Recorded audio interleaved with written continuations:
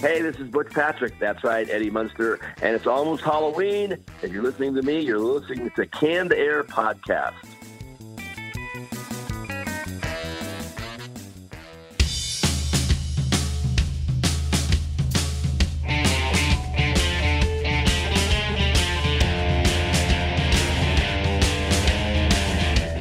Hello, everyone, and welcome to another episode of Canned Air, your tribute to comics and pop culture. I am Jeremy Colley. I'm Jack Doherty. And I'm Randy Hardesbrook. And joining us today, we welcome actor, violinist, vocalist, pianist, dancer. Where does it stop with this one? Ladies and gentlemen, you might have seen her in the new movie Concrete Cowboys, Liz Priestley. Liz, thank you so much for being here. Oh, thank you so much for having me. It's a pleasure. I'm excited. I am too. It's going to be really fun to talk with you. You've got so much under your belt. Where do you find time to sleep? My God, seriously. There's a good majority of those things that you listed that I haven't done in a little while. I think that's all just kind of a part of my history, but please do not be under any illusions that I do all of those things every day, because that's just simply not true. You might sell yourself a little bit short there, but we'll find that out here in just a little bit. But before unless you count humming in the shower as singing, because then I do that every day. Totally. Well, shoot, I'm a singer then too. Exactly. We all are singers then, aren't we? I'm amazing. No, I'm not. Just nope. Oh, but before we get to talking with Liz, don't forget to find us on Twitter at CannedAirPod and on Instagram at Canned_Air. And if you want to throw some support toward the show, if you like what you're hearing, want to get some more of that content, patreon.com/CannedAirPod. $5 a month gets you access to the Canned Air Patreon pod and other goodies like pins and lights and all kinds of crap with our logo on it. I mean, where does it end, people? Where does it end? Gentlemen, what am I forgetting? Well, if you're not doing anything Tuesday nights at 9 p.m. Eastern, hop on Facebook and join Jack and I as we play some Jackbox games and make fools of ourselves and have some fun. So you really need to work on your marketing strategy there. That didn't sound too enticing. Say it's going to be a great time. We're not going to make asses of ourselves. We're just going to have the best time you've ever had. But we really will. That would be a lie, Jeremy. That'll be the Easter egg. Kind of the draw, though. It's like, we're going to make asses of ourselves. Well, I'm definitely going to watch for that. Well, okay, Liz has a point there. Liz has a point. I mean, why else did we ever watch America's Funniest Home Videos? I've known you all 30 seconds, but I definitely want to see you make asses of yourselves. Because how is that not funny? Like, I'm sure it'll happen. What kind of a production error are they going to make this week? Oh, one more thing before we move on. If you are in need of professional representation of any kind, if you're a podcaster, actor, singer, whatever it might be, Steve Joyner might just be the publicist for you at 816-605-4561. Once again, 816-605-4561. Is that everything, gentlemen? I believe so. All right, well, let's just get right to talking with Liz about, again, everything she has under her belt here. I would imagine you had to have started at a very young age with everything you've been doing. Yeah, about age 4 was when I started playing violin, and so I 4 years old, that's incredible. All right, so background on that, though. So I come from a very musical family. I have 5 sisters. We all played instruments. I'm the 4th out of 6. So they were all playing, by the time I was 4. So it was kind of like, I want to do what they're doing, But I started violin around age 4, and I kept that up until about age 24-ish. I still play, but I don't take lessons after about 24-ish. And then, I trained as a classical opera singer starting at age 14. I've kept that up. I also studied musical theater in college, so I've kept that up. And that's where the dancing comes in. I mean, I don't know if I'm really a dancer anymore. I used to be. No. And then acting, that was like, ever since I was about 6 or 7. It was like, when you're a kid and you watch so when I was a kid, it was like, I don't know, like the Mighty Ducks and like those kinds of movies coming out. And I would enjoy the movie, but then in the back of my head, I'd be like, yeah, but do they really play hockey? Like, how are they doing that? Who does that? Who makes the movies? How do that you could pretend for a living and get paid? I want to do that. Like, how? And then it was like, school plays all the way up through college and then after college. And now I'm making my movie debut. So it's been kind of a roundabout way to get to what I've always wanted to do, which was I wanted to be the girl that made the movies. I just kind of did everything else in the meantime. Because why not?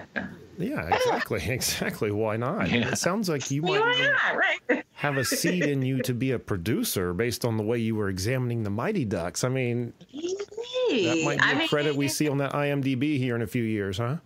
I've always said I don't think I have a director's eye, but I definitely could produce. So maybe. That's cool. We'll see. I have to do a couple other things first, though. Heard it here first, folks. Yeah. Exclusive Canned Air. There it is. Now, something you just mentioned right there was classically trained opera singer. My God, of all, I mean, I've played music, I've sang in bars and stuff, and like we were talking earlier, in the shower, just that's where I'm the best singer, is in the shower. But to be an opera singer, I mean, that's like some next level stuff. So you said you're still doing opera? I mean, I still do it here and there. I don't really do as much singing now as I used to. And it's funny. So I'm from Philly. I'm still here. And everybody that knew me growing up and in high school and everything, they only know me as a singer. So like this whole movie thing for them is just like, where did this come from? Like they just don't get it. You know what I mean? Like they're just like, well, that's great. Are you still singing? And I'm like, well, kind of here and there, not really. No, not at all. Not at all. Sorry. No, I mean, it was like around the time that I decided I didn't want to play violin professionally. I was just like, it's a hobby, Mm-hmm. My parents were like, you should try to keep up your musical abilities. Try something else. Just pick something. And I was literally like, singing, let's try that, and they found a voice teacher for me who was herself an opera singer. And after my first lesson, she called my parents and she said, look, I normally don't take students under the age of 16, and I was 14 at the time. But she's like, she's really good. I would like to take her on, and we're just going to go for it. And they were like, sure. So that started, and she, we trained in opera. And it's like, if you're singing opera, you got to learn your Italian arias and your French arias and your German songs. And she was the kind of teacher that if we were singing in Italian, you had to show up at your lesson, and she'd say, okay, she'd open the book and say, what does this word mean in English? And if you didn't know, she'd close the book, give it to you, and be like, go home. Wow. And if you were 5 minutes into the lesson, it didn't matter. But she was like, if you're going to sing in this language, you need to know what you're saying. So it was that, kind of training up until college and then through college and beyond. So, yeah, kind of intense, but it's fun. Of all the operas you've done, do you have a favorite particular language? Like, do you lean more towards the German or the... I think I probably lean towards the Italian because that's what I started with. Commonly, when you start in opera, you begin in Italian. I guess because it's the easiest, but I think it's also the most common.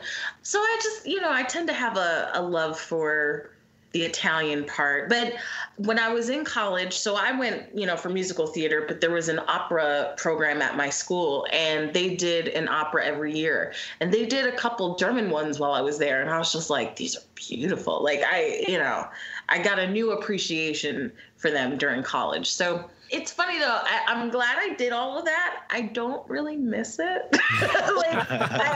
I'm glad I had the training and all of, the different things and, learning to perform live and doing concerts and having that, immediate feedback and everything. But it was always like, this is a stepping stone to get to where I want to get to. I'm glad I'm good at it, but this is where I want to go. So you know. Yeah, it seems might get that acting part that you need much more tedious. Might get that acting part that you have to belt out something in some opera though too. So that'll help out. It could help out in the long run. It definitely does. I mean, everything from like the discipline of, I mean, when I was still playing violin, when I was taking lessons, I was up to about 5-6 hours of practicing a day, so, which would be split up some like before school and after school. But I mean, if you're doing anything for 5 to 6 hours a day, you can pretty much do anything. Like it just teaches you discipline. So with the acting stuff, you know, I've had auditions where it's like they've sent me, 5 or 6 pages of dialogue overnight and they say, we need you to have this memorized by tomorrow. That's not a problem for me because I can absolutely sit there for 5 hours and be like, blah, blah, blah, blah, blah, blah, blah, blah, blah, blah. Okay, got it. You know what I mean? Awesome. And then when you're filming, it's hurry up and wait, right? You get there, you may be called to set at noon, but you're not getting in front of the camera until 6 o'clock. So it's like, oh my God, for that 6 hours, you got to figure out, like, you can't go wandering off. You can't, do what you can't take a nap because you can't ruin your hair or the makeup that you got in when you first got there. So you have to figure out, what am I going to do for the next 6 hours so I can stay focused and I can be ready to go. But, yeah. I think playing instruments prepared me for all of that. So I would say so, especially after the teacher. Sounds miserable, but it's really fun. It's really fun. No, I get it. When someone drives you that hard, I mean, it might irritate you at first, but yeah, when you come through the other side of it, you're like, man, I'm so glad they did. Yeah. And especially if it's something you love. I mean, eventually I got to a point with violin and I was like, I don't love this anymore. I like it, but I don't love it. Acting for me has always been something I loved. And so like for this film, it was so funny because I got a trailer on this film. So this is my first film. So I've never even had like experienced any of this. So it's like, I show up and they're like, let's take you to your trailer. And I'm like, but then I have to sit in my trailer for 6 hours. So it's like the novelty of having a trailer wears off after about 45 minutes. And then you're like, guess I'll just go stand out there and watch them film. It's like, and it's like they were shooting several blocks away. So there was nothing for me to watch. Oh. And most of the people that were called were already on set, so there was like no one for me to talk to. Like, it was just like me sitting in the trailer on my phone, like, I'm gonna watch some Golden Girls. Like, you know what I mean? Like, how do I kill the time? But also, it's like I was super nervous, and I mean, it's Idris Elba, so it's like I'm not going to take a nap. You know what I mean? Like I'm sitting there being like, is it ready? Am I ready? Is it time? I'm ready. Just tell me when, so. That's so freaking cool. And I have to ask, these friends you spoke of earlier that when you said you were getting into acting, they're like, oh, well, aren't you singing? Like, do they still have the same reaction after being in a role right next to Idris Elba? It's actually... It's really funny watching people's reaction, like, so on Facebook, because that's the only social media I have, not for long, I'm sure. But watching people's reacting on Facebook has been so funny. And there's like a little part of me that feels like very vindicated and justified. Like, I'm like, yeah, this thing that I've been talking about for 20 years, this, I'm doing it now. And they're just like, we had no idea. You were, it's like, I've only been talking about it since I was this high, but yeah. It's cool. No, they're just shocked. It's like one thing to be like, oh, I want to be an actor. And they're just like, well, yeah, you and everyone else, right? But then it's like, no, not only am I an actor, I just did a film. And not only did I do a film, I'm with, Idris Elba and McLaughlin. And they're floored by it. They're just, what? Wait, are you like an extra? No, I'm his wife. I was just like, yeah, let that sink in for you. Okay. Want to ask me about singing now? Do you take me seriously now?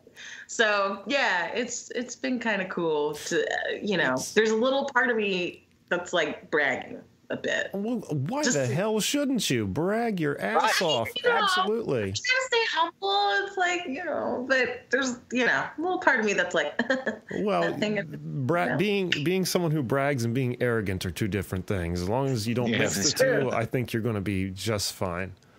Could be that fine line in between the two, though.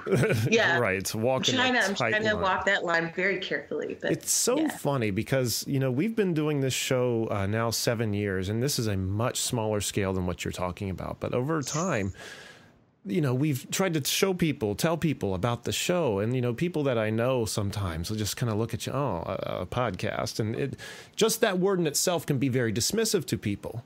But then I haven't talked to this person, say, in a year and a half, and all of a sudden my phone's like ding, ding, ding, ding, ding, ding, ding, like oh man, all this attention because they took the time to look into it. Okay, this is kind of cool, and there is a part of me sometimes like, oh, that's cool, but like, you son of a bitch, why are you just now reaching out to me? I've been telling you about this forever. Yeah, it's like,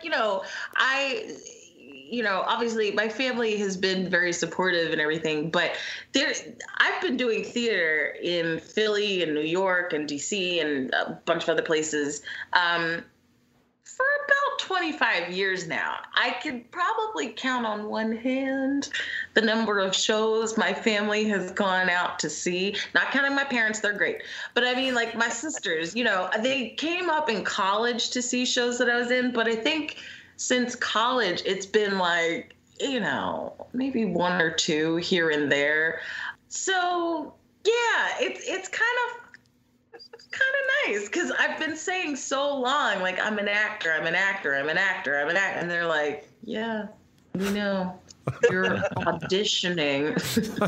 And you're like, no, yeah, I am auditioning, and it's so funny. Like I said, my parents have been very supportive, but even I think they were trying to toe that line of like, we want you to pursue your dreams, we want you to be happy, but we also want you to be realistic, okay? Like, maybe work in an office. Just saying, fallback plan, I'm like, well, if I have a fallback plan, I'm not going to do that. You know what I mean? Like, I'll always know that I have a backup plan. So let me just go do that, and I'll, so it's been especially cool for my parents to be like, oh, she's never given up. She's been talking about this since she was 7. So it's nice to be like, oh, I made it. Oh. And I'm sure sometimes in the neighborhood they can drop the fact like, she was just in a movie with Idris Elba. Yeah. At the grocery store, my mom lets it slip. Well, Liz is she's in a little movie with Idris Elba. She just says it all casual. All right. I got to know, Liz, as a sibling that, my younger sibling and I have somewhat of a rivalry going a lot of times. How did you tell your siblings that you were in a movie with Idris Elba? Was it just kind of nonchalantly, or did you just like walk in, mic drop, and walk off? Oh, no. So when I got cast in the movie, right, I told them, I don't know if they really believed or if they really knew the extent of it. I think at that point it was like, she's going to be in a movie. It's with Idris Elba. And that's it. Like, they weren't like, she's his wife, she's going to be in a scene. It was just like, she's going to be in a movie, he's also in it. So I think there was that. My parents were away on a cruise when I found out, so I had to call them like in the middle of the ocean. I had to wait until they had like reception to be like, I got it. And they were both like, that's great. Like, I don't think it really, you know what I mean? Like, it's like, yeah. Then it wasn't until the day that I shot my big scene with Idris. So what had happened was I got in very nice and close with the costume and the hair and makeup people, which I recommend all actors make nice with your hair and makeup and costume people, because then what happened was during the shooting of the scene, they were both parked out by the monitors and started taking pictures, and they texted them to me. So I have all these wonderful pictures of Idris and I that I have not been able to post anywhere or share, and it's really annoying. But as soon as I was done shooting, I texted them to my sisters, and that's when they were like, holy shit, Idris! And I'm like, yeah, I was serious about that. I can show you the one. Hang on. Yeah. So may I ask why you're doing that? Why are you not allowed to post these? Because the movie hasn't come out yet, so I've been very careful. I've been making sure I don't post anything that hasn't already been shown, because I don't want to get a phone call from a producer somewhere being like, Liz, can you please take that off your Facebook? And I'll be like, or worse, I don't want to get fired. I don't know if you can see that. Hell yeah, that is awesome. Yeah. So that was one of the pictures I texted to my sisters and on the group text, and that just set off a whole shame. They could not. They were like, "Holy shit, you were for real!" I'm like, "Yeah."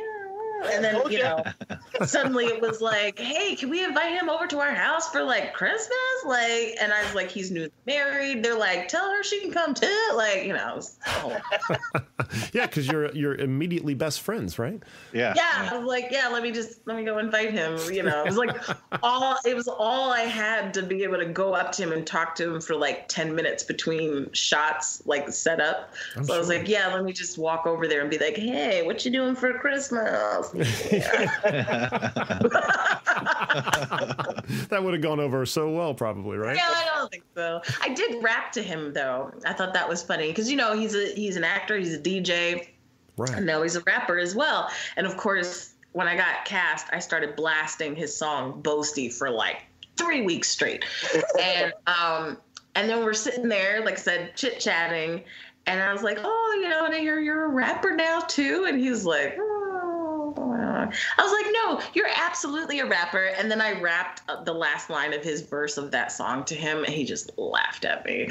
In case you couldn't tell by my voice, I am not a rapper in like the slightest. So when I rapped to him, he was literally like, I was like, "Shut up." It's like, whatever, dude. I know opera. Shut up.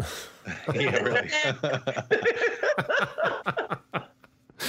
So I was already under the impression this movie was out, but you just said it has not been released yet.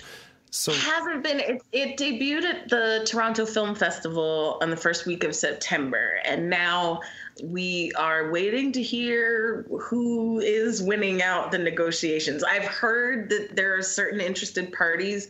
I'm not allowed to say who, but the last I heard was that. I don't want to say that either. I think it'll be soon. I would say very early in the new year would be when to look for it. As far as whether it'll be in a theater or on a streaming service, I'm not sure yet.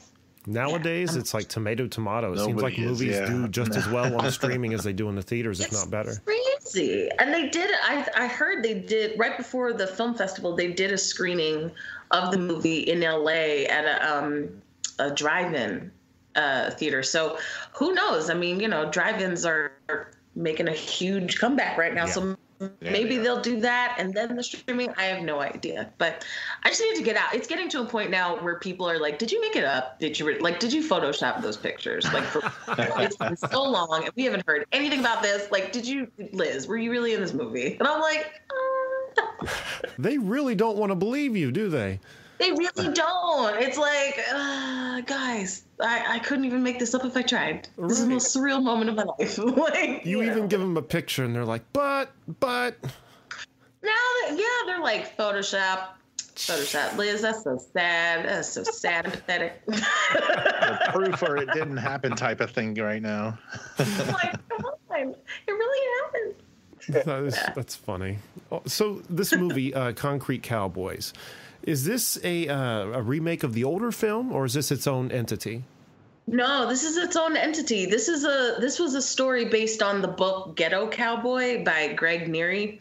And it's about, the black cowboys in Philadelphia. And it's set, that's the framework, is the black cowboys that exist in Philadelphia. And that's all true, by the way. They really do exist. Some of those cowboys are in our movie as cowboys. Wow. So it's really cool. But then the story is a father-son story because, my son, Caleb McLaughlin, he's acting up at school. He's just I'm at the end of my rope with him, and I'm like, I'm taking you to your dad. I'm dumping you on his doorstep, and you are now his problem.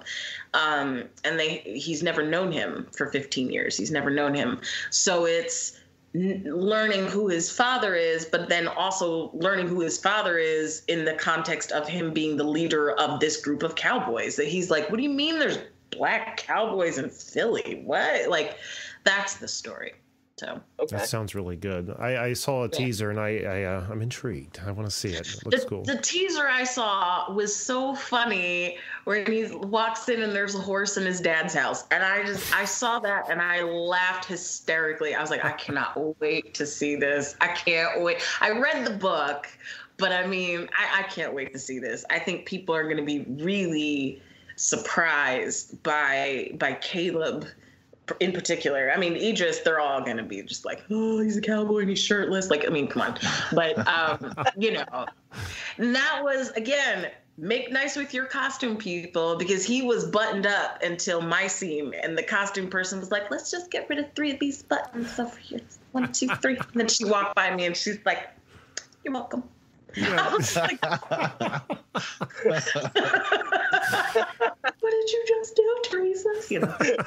It's awesome. It's awesome. Yeah, my boyfriend will never let me live it down, the fact that I did not kiss him in this movie. There, I gave you a spoiler. I did not kiss him in this movie. Oh man, I'm going right to the presses with that. In the script, it was not written in the script. That's why I didn't do it. And he's like, you didn't just take advantage. It's Idris Elba. I was like, it's my first movie. I'm not going to be that actress that's like, I know this isn't written, but whatever. I'm just going to feel it out and do my thing. Yeah. So come on in, bring it in. Like, I'm not going to be that one. I was like, I felt the moment. I did what was required of me. I was trying to be the professional, but yeah, just try to work it in somewhere with the script. I'm gonna try to lay one on right now. And it's so funny because there was apparently the kiss was originally written in there. I found out the next day from the director, and he goes, "Yeah, we had it in there, and then we took it out. But I figured, if you really wanted to, you would have just done it." I was like, "Oh man, jaw on the floor! Oh my god." Can I get a reshoot, please? Yeah. That's what I said. You're the director. Can't you just order a reshoot? And he literally laughed in my face. He's like, oh, if only. I was like, oh, yeah, it's one thing if it's one thing if someone's telling you to do it, but it's you don't know how a person's going to react. Somewhere down the road they could be like, Idris, would you like to work with Liz again? Wait, is she the one that just kissed, grabbed me and started kissing me? Yeah, really. Get her back. Get her back. Oh no. And I think it's really embarrassing. I think there was one take where he did kind of lean down like he was, and I full on panicked because I wasn't ready. I was not ready. I was not expecting it. And so it's literally like I'm in the scene and I'm literally like, no, God, no. That was the shot of me going, no. Yeah, that's the one that they kept. I could have. I panicked. I full on panicked. I have no regrets. I got to touch the man. I'm happy. I could die happy. I would say there you go. I hugged him. I was like, this is it. This is good. I'm fine. Right. No kidding. And for being your debut, that's incredible as well. I mean, typically a lot of people have to do a lot of no-name roles and stuff before anything like this happens. Your first role. Yeah, it was. I mean, I'm glad they didn't tell me ahead of time. I sort of figured out for myself halfway through the audition process exactly what the role was, because they did not say ahead of time, this is the part that's going to be the wife to his character. They just sort of sent me the script and they said, oh, it's the mom. And I'm reading it and I'm like, oh, that's nice. And in the back of my head, I'm like, Idris Elba's in Philly doing a movie about cowboys. Didn't think of it. And then the second audition I had, excuse me, I'm reading through and I'm like, I wonder who's playing the husband. Who? Well, I know Idris is in this movie. Pretty sure he's playing the guy. This must be the wife of Idris. And then that's like, okay, okay, well, I'm not going to get that part. I'm probably maybe a stand-in. Like, maybe they're looking for someone to be the height of, like, Kerry Washington, maybe.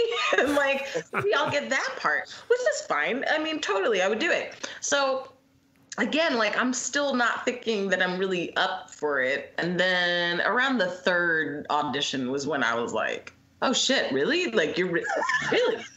Me? Really? You know, it's like, oh. You know, and I heard, like, the director around the third audition, the director was like, I want her. And the producer, or at least one, maybe more producers were like, we should probably look at getting a name, you know, Carrie or someone like that. I don't know. But maybe we should look into getting a name so we can guarantee butts and seats. And the director was like, I like her. Let's go with her. Nice. So, yeah. I don't know to what extent Idris had any say over that. I have no idea. But I did not meet him, which is unusual for an audition like that. I didn't meet him or Caleb until I showed up on set for my first day. So that's something else. It's crazy how that process works. That reminds me, some time ago, we had Toro Masamune on the show. He's an actor who portrayed the Shredder in the first Michael Bay Turtles movie. And he said something very similar. He said, you know, I had auditioned, they called me in, and he goes, I never knew really what I was supposed to play. I thought maybe just an extra, a foot soldier.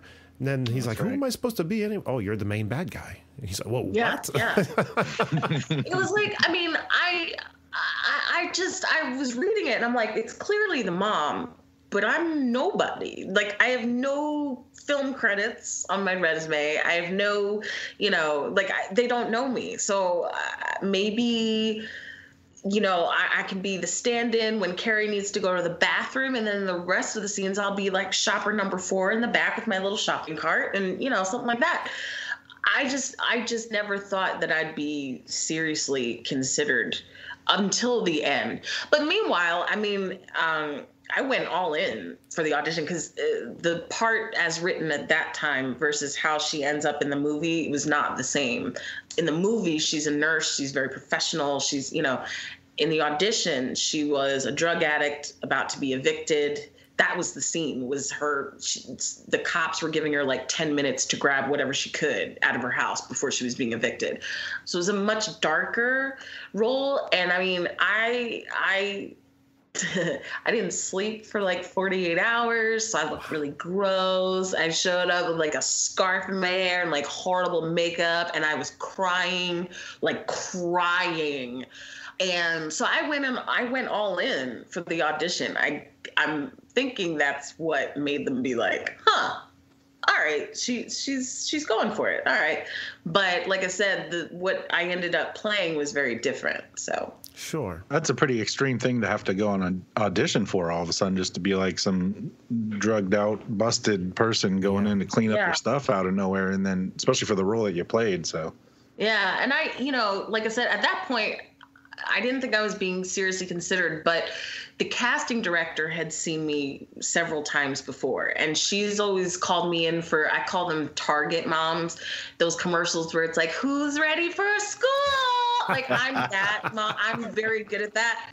So I really just wanted her to see me do something different. It had nothing to do with, will I actually get the part? I just wanted her to know, oh, we can call her in for some dramatic stuff too. So I really, like I said, I had no idea I was even being seriously considered for it until the end, which was probably a good thing because I think it would have made me very nervous before that. Absolutely, yeah. Oh, yeah. I think it's a true testament, honestly, to your talent. The fact that, you know, like you said, your IMDb only has a couple little things on there, and they still were like, no, we don't want the big name. We want to get her.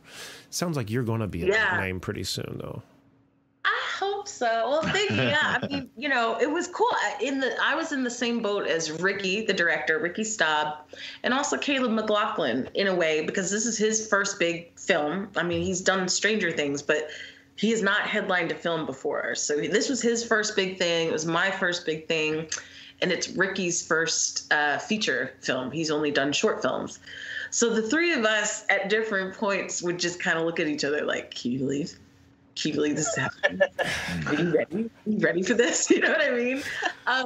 So I just, you know, I hope that because I know Ricky's going to go on to do amazing things. I just want it to be like, so you know how like Quentin Tarantino like works with the same people all the time? Like, remember this face. You know what I mean? Like, just remember me. That's what I'm hoping happens. And, you know, I've got Caleb's number in my phone. I saw him on Lip Sync Battle. And he was doing a song, and he, like, ripped his shirt open, and I texted him. I was like, Caleb, it's your mother. Put your shirt on. He did not. I was like, dang. But, you know, I hope he'll remember me someday and be like, that was my mom, you know. So we'll see what happens. But honestly, if I do nothing else, if I never get cast in another movie, I mean, I hope I do, but this will be the movie I'm going to be telling the grandkids about. Like, let me tell you about my first movie.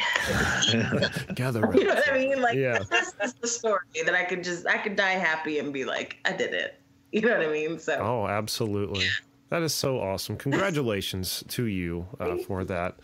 Now, I know this has been a rough time of year, and a lot of production and stuff is shut down. So I want to ask, well, you know, what else is in the pipeline? What's new and next for you, or is anything lined up yet?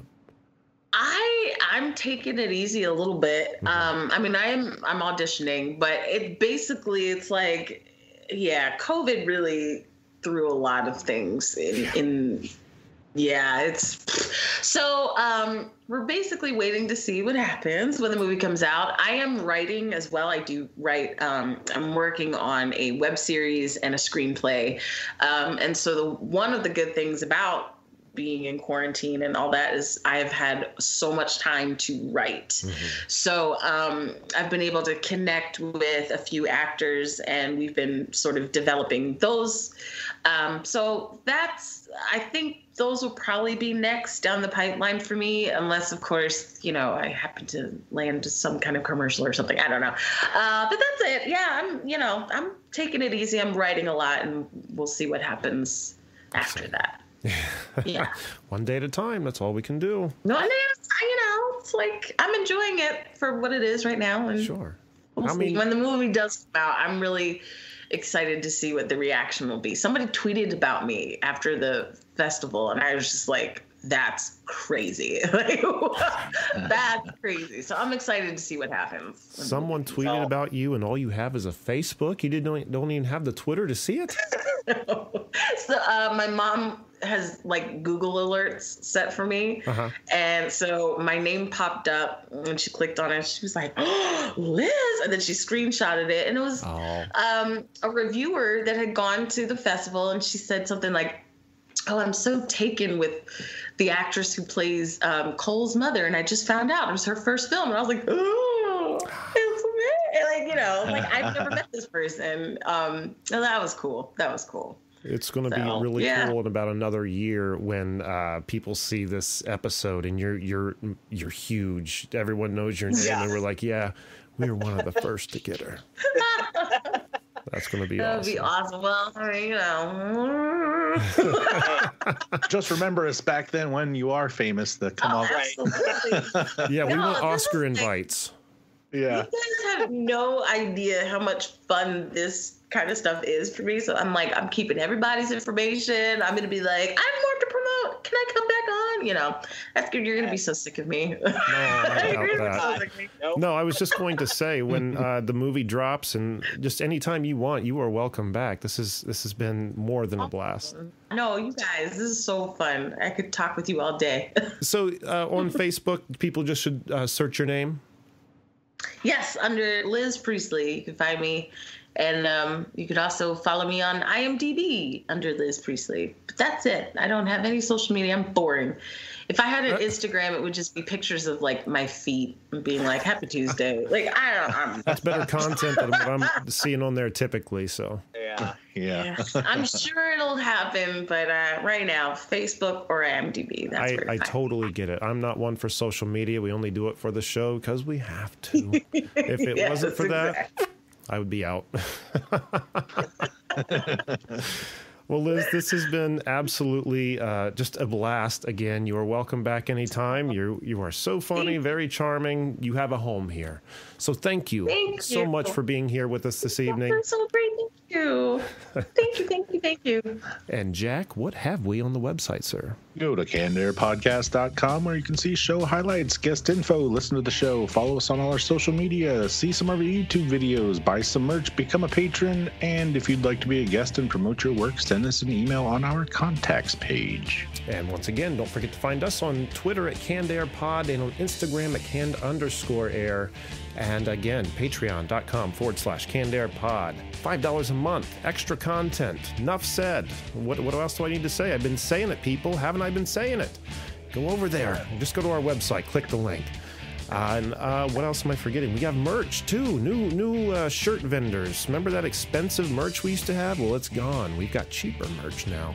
And when I see people say cheaper, I mean cheaper in price, not cheaper in quality, because I like the shirts. Yes. That's how you market, Randy. Noted, Jeremy. Thank you.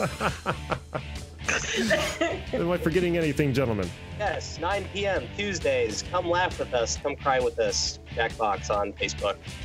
See, now I feel I made too big of an impact on your marketing for your show. I'm sorry. I wish I wouldn't have said anything. I'm just going to go stand in the corner. You just do you, Randy. You just do you. Tune in if you want to see him make an ass for himself. I'm going back to the original script. All right, everyone. I think that's going to do it. Liz, you, your sisters, and Idris are welcome to the Canned Air Christmas this year. Just go ahead and make that happen. Oh, thank you. Thank you so much. They're going to be very excited to hear that. I'm sure. I'm sure they will be. But until next time, I am Jeremy Colley. I'm Jack Doherty. I'm Randy Hardenbrook. I'm Liz Priestley. Thank you so much for listening, and be excellent to each other, everyone.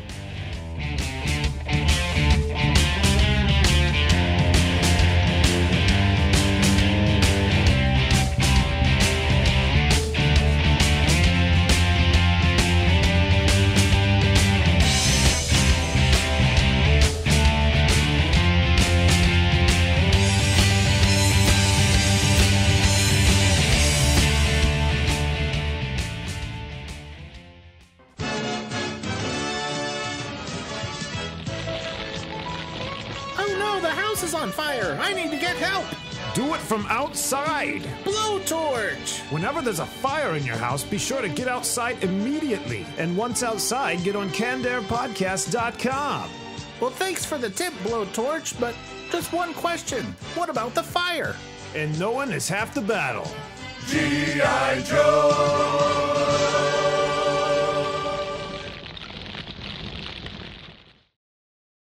Hello. Hello. There she is. Hi, Liz. How are you?